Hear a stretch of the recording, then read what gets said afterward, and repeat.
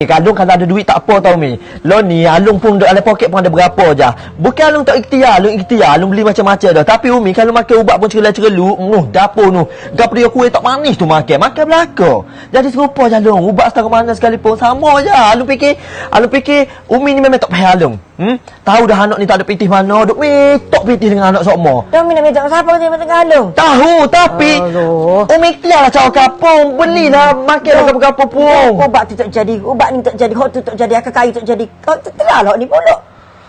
Malah royak belaka molek ke lu. Umi tolonglah jangan degil sangat. Kalau ada pitih tak apa. Ni ada pitih. Apa Umi ni?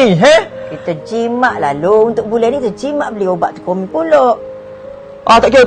Umi kalau Umi nak beli sendiri, Umi buat kuih, Umi jual lah kadang-kadang pun cari pitih sendiri. Alung bukan tak tolong Umi dah, Alung tolong Umi. Alung pun ada benda juga nak beli, nak pakai minyak motor kau beli kau banyak lagi Umi.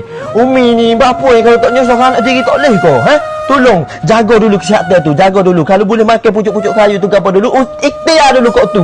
Barulah fikir pasal ubat.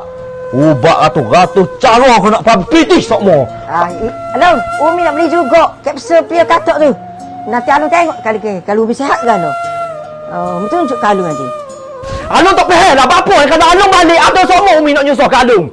Ubak setahun tu tak tahu jadi kodok nak metok pitih dengan aku. Kalau Alung sendiri nak ada pitih tak apa. Ni hijau tak tahu apa-apa ya apa boleh. Apa tak faham nak habis pitih Alung sendiri semua.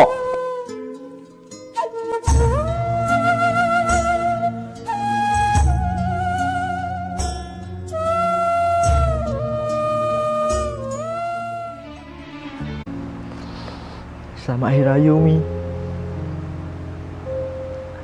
Alung mari bawa ubat hak Umi nak. Umi jangan marah ke Alung lagi dah. Alung tak asyik marah ke Umi dah.